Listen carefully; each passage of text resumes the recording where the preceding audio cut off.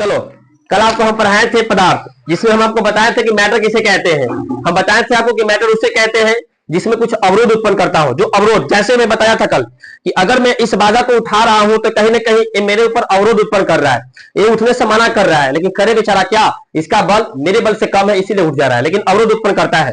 तो जिसमें द्रव्यमान हो, जिसमें आयतन हो, तथा जो अवरोध उत्पन्न करता हो उसे क्या कहते हैं, पदार्थ कहते हैं। अब इसको बोले थे हम कि पदार्थ बहुत सारे कणों के मिलकर बने होते हैं। पदार्थ की भौतिक अवस्था आपको बताए थे कि पदार्थ कणों का बना होता है और एक कण बहुत सूक्ष्म होते हैं, ये भी मैं आपको कल बताया था, ठीक है। उसके बाद ये भी मैं बताया था आपको कि पदार्थ के कण अनवरत गति करते रहते हैं। अगर एक बार नहीं समझ में आया है तो इससे पहले वाला पार्ट वाला वीडियो देख लीजिए, ज्यादा समझ में आएगा, क्योंकि मैं रिकॉल कर रहा हूं उसी चीज को। और मैं बताया था कि अगर किसी पदार्थ को, मान लो कोई ऑब्जेक्ट है और इसको अगर हम टेम्परेचर दे रहे हैं नीचे से, तो इसका जो कण का गति होगा वह क्या हो जाएगा, बढ़ जाएगा। ये मैं कल बताया था। अब उसके बाद हम आपको बताए थे कि मान लो ये मेरा अगर पदार्थ है, ये पदार्थ है, तो इसके बीच में एक स्थान होता है, इन दोनों कणों के बीच में एक स्थान होता है, उसको क्या कहते हैं, अंतराण्विक स्थान कहते हैं। और ये दोनों कण एक दूसरे बल से बंधे होते हैं, जिसको हम लोग अंतराण्विक आकर्षण बल कहते हैं।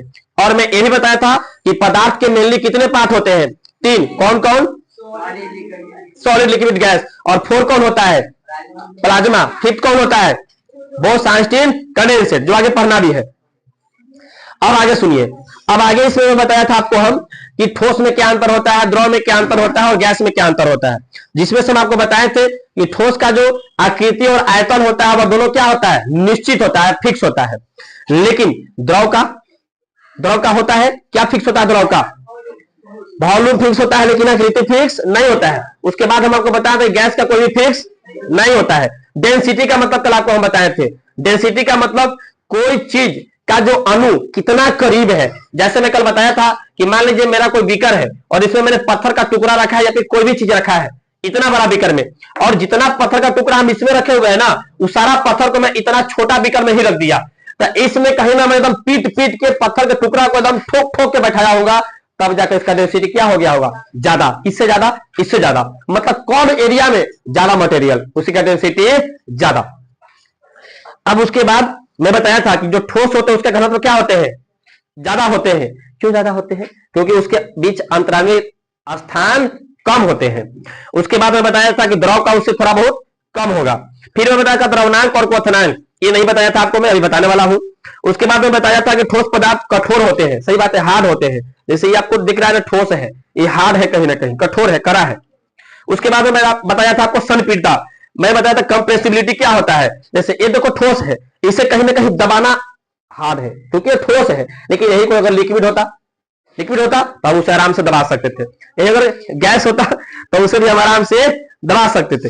जैसे देखो द्रव गैस की संपीड़ितता कितनी कम है, मैंने ऐसे ऐसे कर दिया, खत्म, मतलब यहाँ के द्रव टूट गया, गैस टूट गया यहाँ से यहाँ।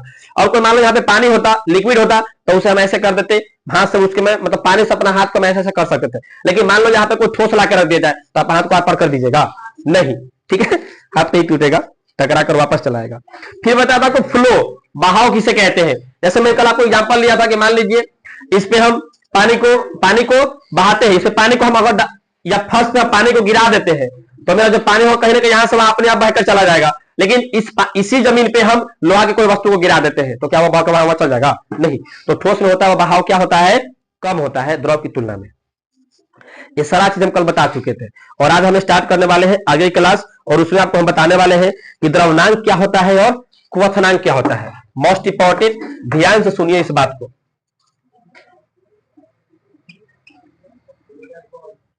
सबसे पहले द्रवनांक किसे कहते हैं, देखिए द्रवों के द्रवनांक और ये मेरा है द्रवनांक और ये मेरा है क्वथनांक।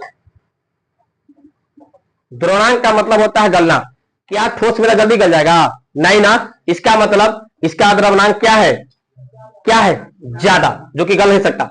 क्या ठोस जल्दी उड़ जाएगा हवा में, क्वथनांक जल्दी खोल जाएगा, पानी जब ठोस को हम हीट करेंगे जल्दी खोल जाएगा, नहीं ना, इसका मतलब ये भी इसका क्या है, ज्यादा। लेकिन द्रव तो जल्दी गल जाएगा, द्रव जल्दी खोल जाएगा, इसलिए इसका क्या है, कम। डिफरेंट याद रखिएगा, ऑब्जेक्टिव में सबसे पूछता है कि ठोस का द्रवनांक ज्यादा होता है कि कम होता है, द्रव का क्वथनांक ज्यादा होता है कि कम होता है, कम। क्योंकि हम अगर द्रव को हीट करेंगे तो जल्दी वाष्प बन जाएगा। लेकिन वही आप जैसे मान लीजिए ये लोहा का वस्तु है, आप इसको हीट कीजिए, आप बगल में कहीं लिक्विड रख दीजिए, पानी रख दीजिए, दोनों को हीट कीजिए, दोनों को सेम टेम्परेचर दीजिए, जल्दी कौन खत्म हो जाएगा? पानी। तो याद रखना है सर, क्वथनांक का मतलब होता है उबलना, और द्रवनांक का मतलब होता है जमना, मतलब गलना। यही चीज होता है क्वथनांक और द्रवनांक में अंतर। आगे भी और बेस्ट इसका एग्जाम्पल दिया है, वो भी आपको हम बताएंगे। उससे पहले दिया है सर इसमें, देखिए सर, विसरण, जो आपको हम बायोलॉजी में भी पढ़ाए थे शायद, याद है? विसरण, द्रव का द्रव में मिलना ही विसरण कहलाता है। उस समय हम पढ़ाए थे बायोलॉजी में भी। विसरण वह प्रक्रिया है जिनमें किसी द्रव के कण किसी अन्य द्रव में प्रवेश कर जाते हैं। जैसे पानी मिल रहा है सर दूध से, तो मिश्रण है ना एक तरह से। तो ये प्रोसेस को हम क्या कहते हैं? विसरण। किसी द्रव का किसी द्रव में मिश्रित हो जाना क्या कहलाता है? विसरण कहलाता है। और यह प्रक्रिया हम बताते हैं किसी गैस का किसी गैस से मिश्रित हो जाना क्या कहलाता है? परासरण कहलाता है। याद कीजिए, बायोलॉजी में आपको पढ़ाते हैं हम। आगे है सर वो पढ़ना तरलता। तरलता का अंतर समझिएगा, एक ठोस है और द्रव है। तरलता का मतलब क्या होता है? द्रव पदार्थों में बहने की प्रवृत्ति पाई जाती है, जिसको हम लोग फ्लो बोलते हैं, बहाव। अभी बताते रहा कुछ देर पहले। ठोस अवस्था की तुलना में द्रव अवस्था में अंतर। आप सुनो, तरलता कहने का मतलब कि बहने की प्रबलता जिसमें होनी चाहिए, जो यहां से वहां आसानी से चला जाए। बताइए, ठोस जल्दी जाएगा कि द्रव ज्यादा जल्दी जाएगा? द्रव ज्यादा जाएगा। अब सवाल पूछेगा कि द्रव का तरलता ज्यादा होता है, क्यों? तो आप बोलिएगा कि द्रव का तरलता ज्यादा इसलिए होता है क्योंकि उसकी कणों के बीच के जो अंतराणविक स्थान होते हैं ना, वह कम होते हैं। कम होते हैं, अंतराणविक स्थान कम होते हैं, ज्यादा होते हैं। यही कारण है कि उनके अंतराणविक आकर्षण बल कमजोर होते हैं, इसलिए वह आसानी से बह जाता है। याद रखें, द्रव का ठोस की अपेक्षा कणों के बीच अंतराणविक स्थान ज्यादा होते हैं, इसीलिए उनके बीच आकर्षण बल कम होते हैं, इसीलिए द्रव ठोस की अपेक्षा आसानी से बह जाता है, इसीलिए उसका तरलता भी ठोस की अपेक्षा ज्यादा होता है। समझ रहे हैं ना? समझे कुछ है? अरे समझे कुछ है? बोलते क्यों नहीं हो? अब सुनिए, घनत्व, कल आपको हम घनत्व पढ़ाए थे। अब आप हमको बताइए, एक मान लीजिए मेरे पास शहद है और एक तरफ मेरे पास मान लीजिए स्याही है। बताइए किसका घनत्व ज्यादा है? किसका घनत्व ज्यादा है? शहद का घनत्व ज्यादा है कि स्याही का घनत्व ज्यादा है? शहद का घनत्व ज्यादा है, क्योंकि ये कहीं ना कहीं इसके अनुपास पास में होंगे। इसके बीच जो स्याही और इसके बीच के जो अंतराणविक स्थान होंगे शहद के, वो कहीं ना कहीं कम होंगे, आकर्षण बल ज्यादा होंगे। अब आप बताइए, हम अगर शहद और स्याही में अंतराणविक स्थान पता कर लिए, ये भी पता कर लिए कि इसका घनत्व ज्यादा है, इसका घनत्व कम है, तो मान लीजिए इसमें दिया है एक प्रैक्टिकल, आप कर सकते हैं घर पे जाकर। वो मैं कल भी बताया था आपको कि एक बीकर लीजिए, इसमें पानी भर दीजिए, फिर इसमें रंग का पुड़िया या तो नील डाल दीजिए, और उसके बाद फिर एक बीकर लीजिए और उसमें ही पानी भर दीजिए, और इसमें मत डालिए नील, फिर इसमें एक बीकर लीजिए और इसमें ही पानी डाल दीजिए, फिर एक बीकर लीजिए और इसमें ही पानी डाल दीजिए। अब इसमें आप 100 मिलीलीटर आप अगर पानी रखे हुए हैं, तो इसमें आप 10 मिलीलीटर नील डाल दीजिए। पूरा नील पानी में घुल जाएगा, फिर इसमें से आप निकालिए और फिर इसमें डालिए। 10 मिलीलीटर इसमें से निकालिए, फिर इसमें डालिए, फिर 10 मिलीलीटर इसमें से निकालिए, फिर इसमें डालिए। लेकिन नील डाल रहे हैं, अगर उसको जगह पर आप शहद डालते तो क्या शहद नील के बराबर फैल जाएगा? नहीं फैलेगा सर, क्योंकि उसका डेंसिटी ज्यादा है, वो कहीं ना कहीं हार्ड है नील से। इसीलिए ये शहद जो है ना, पूरा पानी में घुल तो सकता है, लेकिन समय ज्यादा लेगा, और समय भी ज्यादा लेगा, पूरी तरह से नहीं घुल पाएगा जैसे स्याही घुल पाएगा। याद रहे इस चीज का। तो ऑब्जेक्टिव में पूछ सकता है आपसे कि घनत्व निम्न में से किसका ज्यादा है, शहद की स्याही? अब बताइए, घनत्व इनमें से सबसे ज्यादा किसका है, शरबत कि पानी? शरबत, क्योंकि शरबत में और फिर क्या मिल गया, चीनी। अब देखिए यहां पे, अब बताइए जल कितना डिग्री सेल्सियस पे जम जाता है? 0 डिग्री सेल्सियस। और 0 डिग्री सेल्सियस को केल्विन में क्या बोला जाता है? 273.15 केल्विन स्पष्ट रूप से इसको बोला जाता है। याद रहे, 273 भी बोला जाता है। आप चलिए सर, देखिए ये मैं आपको पहले ही पढ़ा चुका हूं, अगर आप समझ गए होंगे तो पहले पढ़ चुके हैं, अदरवाइज आपके लिए नया होगा। देखिए मैं आपको पहले भी पढ़ा चुका हूं इस चीज को कि अगर ये मेरा ठोस है और अगर यह द्रव में जाएगा, फिर ये मेरा द्रव है, ये गैस रूप में जाएगा, फिर मेरा जो ये गैस है, ये गैस मेरा द्रव रूप में आएगा, और फिर यही मेरा द्रव जो है किस रूप में आएगा, ठोस रूप में आएगा। तो इस सब प्रोसेस को क्या कहते हैं, मैं पहले भी पढ़ा चुका हूं आपको, ठीक है, वीडियो पढ़ा हुआ है, जाके एक बार फिर से देख लीजिएगा। अब देखो मैं बताया था कि जब हम हीट, अच्छा जब कोई ठोस द्रव में जाएगा कैसे, जब उसको हीट देंगे तब ना जाएगा, विदाउट हीट जा सकता है नहीं। तो जब हम इसको हीट देंगे ठोस को, ये किस रूप में जाएगा, द्रव रूप में जाएगा। और इसी प्रक्रिया को क्या बोला जाता है, हम पढ़ा चुके हैं, बोलिए क्या बोला जाता है उसको। बहुत कुछ हमने लिखा था, मेल्टिंग क्या कहलाता है। जब कोई ठोस द्रव रूप में जाता है तो इस प्रक्रिया को हम क्या कहते हैं, मेल्टिंग कहते हैं। जमना बोलते हैं, जमना बोलते हैं, गलना बोलते हैं। और जब कोई द्रव गैस रूप में जाता है तो उसको क्या बोलते हैं, इवापोरेशन नहीं, वेपराइजेशन। इवापोरेशन भी कुछ लोग उसको बोलते हैं, लेकिन आगे हम बताएंगे कि इवापोरेशन और वेपराइजेशन में अंतर क्या है। इसको बोलते हैं वेपराइजेशन, जिसको वाष्पन बोलते हैं, ठीक है, वाष्पन जिसको बोला जाता है। और जब कोई गैस द्रव रूप में जाएगा तो उसको क्या बोला जाता है, कंडेंसेशन, हिंदी में क्या बोलते हैं, संघनन। और जब कोई द्रव ठोस रूप में जाएगा तो उसको क्या बोलेंगे हम लोग, फ्रीजिंग, जमना जिसको बोलते हैं, कोल्ड ड्रिंक जिसको बोलते हैं जमना। तो याद रखना है आपको, ऑब्जेक्टिव क्या सब्जेक्टिव में पूछता है 2 नंबर में कि मेल्टिंग किसे कहते हैं, व्हाट इज मेल्टिंग। तो आप बोलिएगा the changing form of solid to liquid is called melting. और जब कोई द्रव गैस में बनेगा तो वेपराइजेशन, जिसको वाष्पन बोलते हैं। और जब कोई गैस द्रव में बनेगा तो संघनन बोलते हैं। और जब कोई द्रव ठोस में बनेगा तो मेल्टिंग कहते हैं, तो फ्रीजिंग कहते हैं। लेकिन ये तो वही हाल हो गया ना सर, हम गरीब इंसान ट्रेन से जाएंगे, अगर मान लो मुझे यहाँ पे जाना है तो हम क्या करेंगे, यहाँ से ट्रेन पकड़ेंगे, यहाँ पे उतरेंगे, फिर टिकट लेंगे दूसरा और यहाँ से यहाँ चले जाएंगे। लेकिन कोई कोई लोग अमीर होते हैं सर, वो कहते हैं कि हम ट्रेन से नहीं जाएंगे सर, हम सीधे एरोप्लेन पकड़ेंगे और सीधे यहां चले जाएंगे, सीधे ठोस से हम चले जाएंगे गैस में। उस प्रक्रिया को क्या कहते हैं, सब्लिमेशन।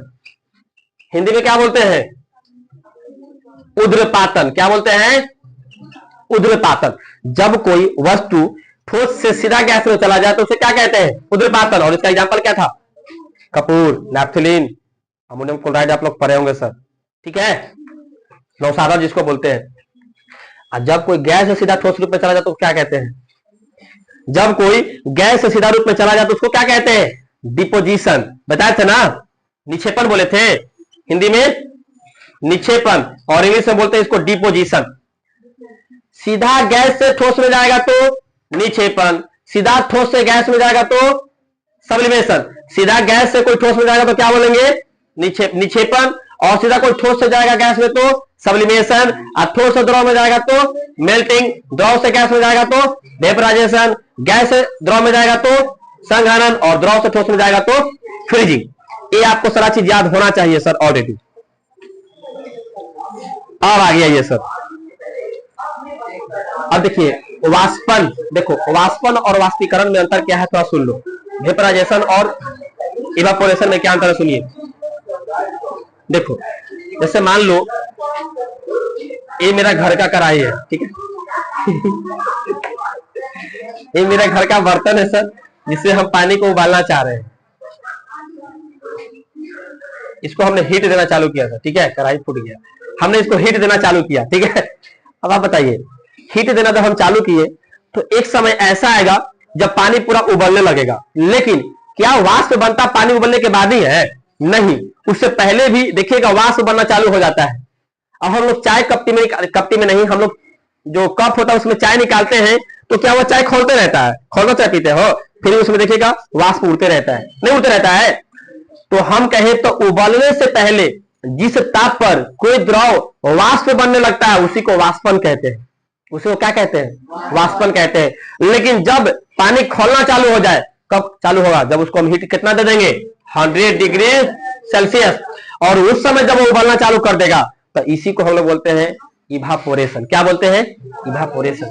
अब सुनिए, हम इसको वेपराइजेशन क्यों बोले, क्योंकि जरूरी थोड़े ना है सर कि हमेशा, जैसे मान लीजिए घर में हम पंखा आती, घर में पोछा हमने लगा दिया, पंखा को मैंने चालू कर दिया, अगर पंखा नहीं भी चालू कर तो घर में वाष्पन होता, अब जब फर्श सूख जाता है क्या उसमें खौलता है पानी रूम का? क्या उस समय उसको टेम्परेचर 100 डिग्री सेल्सियस मिलता है? फिर भी वाष्पन होता है, वाष्पन होता है, वाष्पीकरण नहीं होता है। तो वाष्पीकरण प्रोसेस तभी कहेंगे जब टेम्परेचर 100 डिग्री सेल्सियस हो जाए। उसके बाद जो वाष्प बन रहा है ना, वो कराता हूं इवापोरेशन। लेकिन उससे कम पे जब पानी का वाष्प बनता है तो उसको क्या कहते हैं? वेपोराइजेशन, वाष्पन। याद रखना इस चीज को सर, ऑब्जेक्टिव में पूछता है। अगर ज्यादा टीचर बदमाश होगा तो आपको कंफ्यूज कर देगा सर। अब चलिए सर, वाष्पन को प्रभावित करने वाले कारण देखिए कौन कौन, वाष्पन कैसे डिपेंड करता है किस किस पे। जैसे देखिएगा, वाष्पन मतलब वाष्पन किस चीज पे डिपेंड करता है, सुनिएगा बढ़िया से समझिएगा। द्रव की प्रकृति, नेचर ऑफ लिक्विड, यही ना। देखिए द्रव की प्रकृति, आपको पता है ना, द्रव का क्वथनांक जितना ही कम रहता है उसका वाष्पन उतनी ही तेजी से होता है। उदाहरण के लिए ईथर, देखिए कोई चीज जैसे पानी है, जो जल है, ये 100 डिग्री सेल्सियस पे खौलता है, आपको पता है। लेकिन आपका बुक के अकॉर्डिंग एक ईथर है जो 34 डिग्री सेल्सियस पे ही खौल जाता है, खत्म होने लगता है, वाष्प बनने लगता है। अब आप बताइए सर, उदाहरण के लिए ईथर का क्वथनांक 14 डिग्री सेल्सियस होता है, जल का क्वथनांक कितना होता है? जल की तुलना में ईथर आता है, इसे वाष्प करेगा। अब बताइए, एक तरफ हमने जल को रख दिया और एक तरफ मैंने ईथर को रख दिया और नीचे से मैंने हीट देना चालू किया, कौन जल्दी वाष्प बनेगा? कौन जल्दी वाष्प बनेगा? ईथर बनेगा, क्योंकि इसका जो बॉइलिंग पॉइंट है वो कहीं जल से कम है। जल जहां 100 डिग्री सेल्सियस पे उबलना चालू करता है, ईथर वहां 34 डिग्री सेल्सियस पर उबलना चालू कर देता है।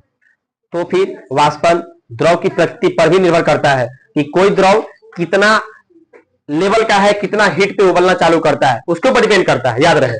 ठीक है, तो याद रखना, पूछेगा आपसे कि वाष्पन द्रव की प्रकृति पर निर्भर करते हैं कैसे, तो बोलना है वहां पे कि कोई द्रव जिनका वाष्पन या बोले तो क्वथनांक जितना ज्यादा होगा और किसी का क्वथनांक जितना कम होगा वो उतना ही कम पे उबलना चालू कर देगा। एग्जांपल में हम ले सकते हैं, जल का क्वथनांक चूंकि 100 डिग्री सेल्सियस होता है, ईथर का क्वथनांक चूंकि 14 डिग्री सेल्सियस होता है, इसीलिए कहीं ना कहीं ईथर मेरा जल्द वाष्प बनकर उड़ जाएगा जल की तुलना में। सही बात है।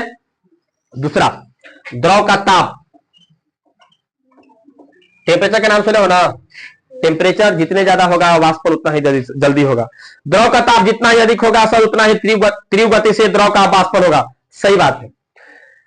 कोई लिक्विड ज्यादा अगर गर्म है, कोई लिक्विड उससे ठंडा है, जैसे मान लीजिए एक बर्तन में हमने गर्म पानी को रखा और एक बर्तन में हमने ठंडा पानी को रखा और दोनों को मैंने हीट देना चालू कर दिया, पहले कौन खोलना चालू कर देगा?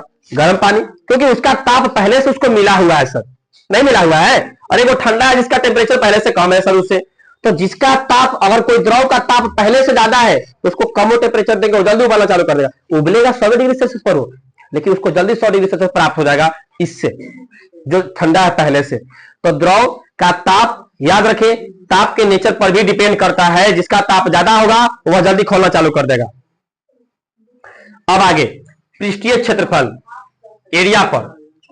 अब देखिए, मान लीजिए आप चाय पी रहे हैं सर, एक वो चाय आपको मिला कप में और एक वो चाय मिला आपको प्लेट में।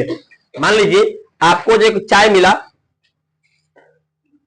एक कप है, ठीक है, एक कप है और एक प्लेट में आपको सारी चाय मिला। आपको जो प्लेट में चाय मिला होगा वो देखिएगा जल्दी वाष्प बनकर के जल्दी ठंडा हो जाएगा, और जो कप में मिलेगा वो कुछ देर तक रहेगा गर्म। तो इसका मतलब क्षेत्रफल पर भी डिपेंड करता है। अगर क्षेत्रफल ज्यादा होगा तो वाष्पन तेजी से होगा। मेरी एक चाची है जो कपड़ा सुखाते हैं, पता है, कपड़ा को खोल के कभी वो नहीं पसारेगी सर, कपड़ा धो देगी और के एकदम रखने रहेगी सर, ठीक है एकदम रख देगी छत पर जाके, ऐसा नहीं कुछ झाड़ के पसार दे, नहीं। उसका कहना है कि हमको क्षेत्रफल से नफरत है, हम क्षेत्रफल कम रखेंगे, वाष्पन देरी तक हो, क्या दिक्कत है, अपना समय है, दिन रात सूखेगा। तो कहीं ना कहीं क्षेत्रफल पर भी टेम्परेचर वाष्पन निर्भर करता है। वाष्पन अगर क्षेत्रफल ज्यादा होगा तो टेम्परेचर वाष्पन क्या होगा? कम होगा। और अगर एरिया कम है तो टेम्परेचर, अच्छा, वाष्पन देरी से होगा। सही बात है ना, देरी से होगा। जैसे मान लीजिए आप एक कपड़ा को ऐंठ के पसार दिए, आए वो कपड़ा का पूरा खोल के पसार दे, पहले कौन सूखेगा? खोला हुआ कपड़ा, क्योंकि उसका एरिया ज्यादा है, एरिया ज्यादा, वाष्पन तेजी से हो रहा है, वाष्पन तेजी से हो रहा है, यदि पानी उड़ गया कपड़ा का, कपड़ा सूख गया। याद रहे इस चीज को। वायु का वेग, वेलोसिटी ऑफ एयर, वायु का वेग वेग का मतलब जानते हो ना, स्पीड को बताता है, हम कल ही बताए थे। हवादार स्थान पर जहां, जैसे मान लो कभी कभी देखते होंगे घर में धूपा ना निकल है तब पंखा आदमी चला देता है, कपड़ा सुखा देला चला देता है ना, रात में कपड़ा सूख जाता है। इसका मतलब कहीं ना कहीं अगर वेग बढ़ेगा, वायु का अगर वेग बढ़ेगा तो वाष्पन दर भी बढ़ेगा, तब ना कपड़ा जल्दी सूख गया। कैसे जल्दी सूख जाता है, जैसे मान लो धूप आज नहीं किए हुए, ठंड का माहौल है, धूपा नहीं है, तो हम क्या करेंगे, कपड़ा को धो देंगे, घर में टांग देंगे, अब पंखा चालू कर देंगे, मेरा कपड़ा सूख जाएगा। बिना पंखा चालू करेगा कपड़ा रख देते तो क्या सूख जाता जल्दी। तो कहीं ना कहीं अगर वायु का वेग बढ़ेगा तो वाष्पन का भी दर बढ़ेगा, इस चीज को याद रखना है, ठीक है। वाष्पन का भी दर बढ़ेगा, तो वायु के वेग पर भी वाष्पन का दर निर्भर करता है। वेग ज्यादा होगा तो वाष्पन ज्यादा होगा, क्षेत्रफल ज्यादा होगा तो वाष्पन ज्यादा होगा। उसके बाद हम बताए थे तापमान ज्यादा देंगे या फिर कोई चीज द्रव का ताप ज्यादा तो उसका वाष्पन ज्यादा होगा, और द्रव की प्रकृति पर भी हमने आपको बता ही दिया। उसके बाद सर आर्द्रता, आर्द्रता का और क्या मतलब होता है, कोई बताएगा? आर्द्रता का मतलब क्या होता है, नमी, गीला, चिपचिपा, जिसमें पानी की कुछ मात्रा हो। इसमें लिखा हुआ है वाष्पन के वेग पर वायुमंडल की आर्द्रता का काफी प्रभाव पड़ता है। वायु में उपस्थित जलवाष्प की मात्रा ही आर्द्रता कहलाती है। जैसे अभी देखो, अभी जो आपको दिख रहा है चारों तरफ ठंडा है, अभी का जो एयर है कहीं ना कहीं उसका आर्द्रता क्या है, आर्द्रता क्या है, ज्यादा है, क्योंकि उसमें कहीं ना कहीं अभी पानी की कम ज्यादा है। लेकिन यही धूप उग जाता तो उसका आर्द्रता कम हो जाता। तो अब बताइए सर, अगर आर्द्रता ज्यादा है तो वाष्पन की दर ज्यादा होगी कि कम? अगर वायु में आर्द्रता ज्यादा है, नमी ज्यादा है, तो वाष्पन तेज होगा कि धीमा होगा? धीमा होगा। लेकिन वही अगर आर्द्रता कम होती तो वाष्पन तेज होगा कि धीमा होगा? तेज होगा। याद रखना है सब चीज को, सर बहुत पूछता है। यही सब कारण है कि भींगा हुआ कपड़ा शुष्क वायु में शीघ्र आती है। वायु में मतलब जो कम आर्द्रता वाला वायु में जल्दी कपड़ा सूख जाता है, और जो आर्द्रता ज्यादा होता है वहां पे कपड़ा देरी से सूखता है। याद रहे इस चीज को। अब पढ़ना है सर हम सबको वाष्पन की क्रिया में ठंडक उत्पन्न होना। जैसे मान लो कभी कभी देखे हो, कभी कभी होता क्या है कि पूरा शरीर से एकदम पसीना रहेगा, ठीक है, और आप अचानक जाओगे घर में, पंखा चालू करोगे ना तो ठंडा फील होगा। ऐसा क्यों होता है? घर का पानी ठंडा क्यों होता है? गर्मी के दिन देखते हो जूता कुत्ता सब जीभ निकाले रहता है, ऐसा क्यों? कुत्ता जीभ निकाल के हफी आएगा, ऐसा क्यों? मान लीजिए हमने बहुत मेहनत किया सर, और पूरा शरीर मेरा तो पसीने पसीने हो गया, और हम आ गए रूम में और पंखा कर दिए चालू, ठंडा फील होगा क्यों? क्या? क्योंकि वो ठंडा था एरिया, मेरा जो ठंडा पसीना था वह कहीं ना कहीं हमारा शरीर का जितना भी टेम्परेचर था ना वह ले लिया, और वह वाष्प बनकर उड़ गया। तो मेरा शरीर का तो टेम्परेचर वह ले लिया ना सर, तो जब शरीर का टेम्परेचर ले ही लिया तो फिर बचा क्या? तो ठंडे ना फील होगा। यही चीज यहाँ पे होता है। वाष्पन की क्रिया द्रव की सतह पर होती है। सतह पर द्रव के कण द्रव के भीतरी भाग से उष्मा ग्रहण कर लेते हैं। जो सतह पर जो मेरा द्रव होता है ना, वाष्प बनने के लिए उष्मा कहां से लेता है? उस सतह से ले लेता है। जैसे मेरा शरीर का जो पसीना है वो वाष्प बनकर उड़ रहा है, तो वाष्प बनकर उड़ रहा है मतलब उसको टेम्परेचर मिल रहा होगा ना, तो टेम्परेचर वो कहां से ले रहा है? मेरा शरीर वाला टेम्परेचर ले रहा है। और जब शरीर का टेम्परेचर चल जाएगा तो मेरा शरीर कैसा फील होगा? ठंडा फील होगा। अब वही बात होता है, जैसे देखते हो ना स्कूल में रख दिया जाता है आपको घड़ा, वाह, इससे पानी रख दिया जाता है। अब इसमें जो पानी रखा रहता है सर वह ठंडा क्यों होता है? हाँ, कपड़ा भी बांध दिया जाता है, क्यों होता है ठंडा? देखिए इसमें कहीं ना कहीं महीन छिद्र होते हैं घड़ा में, और वही छिद्र से पानी के जो अंदर के जो पानी के कण होते हैं, पानी होते हैं, वो थोड़ा थोड़ा बाहर आ जाते हैं। और बाहर सर हीट है, गर्मी है सर, तो गर्मी है तो वाष्प बन के उड़ेगा ना, वाष्प बन के उड़ेगा। और जब बाहर का गर्मी पानी जो घड़ा का जो बाहरी लेयर है उसको कहीं ना कहीं गर्म कर दिया है, और जितना भी पानी के जो घड़ा के अंदर का पानी है वो भी थोड़ा गर्म हो गया है, लेकिन बाहर वाला पानी उड़ता जा रहा है ऊपर। और उड़ने के लिए टेम्परेचर किससे ले रहा होगा? अंदर वाला पानी से ना ले रहा होगा। तो अंदर वाला पानी का तो सारा टेम्परेचर बाहर वाला पानी ले लिया वाष्प बन के उड़ने के लिए, तो अंदर वाला पानी बेचारा ठंडे न रहेगा। लिखा हुआ है मिट्टी की सुराही में अनेक छोटे छोटे छिद्र होते हैं जिनसे होकर जल के कण सुराही की बाहर सतह पर चले जाते हैं। वाष्पन से एक कण जलवाष्प के रूप में वायु में चले जाते हैं। इन कणों के वाष्पन के लिए आवश्यक उष्मा सुराही के जल से प्राप्त होती है। मतलब जो बाहर का जो पानी होता है जो वाष्प बनकर उड़ता है, वो वाष्प बनने के लिए टेम्परेचर किससे लेता है? इसके अंदर स्थित पानी से लेता है, और यही टेम्परेचर वो लेकर उड़ जाता है, और ये टेम्परेचर खत्म हो जाता है, इसलिए पानी अंदर क्या रहता है? ठंडा रहता है। सेम प्रोसेस हमारा शरीर का भी होता है, याद रहे। गर्मी के दिनों में हम कपास के कपड़े क्यों पहनते हैं? यही चीज इसमें भी दिया हुआ है, याद रहे। अब क्वथनांक, एक चीज आपको बता देते हैं, उसके बाद हम आज की क्लास कवर करेंगे और अगला क्लास में इसको खत्म करेंगे।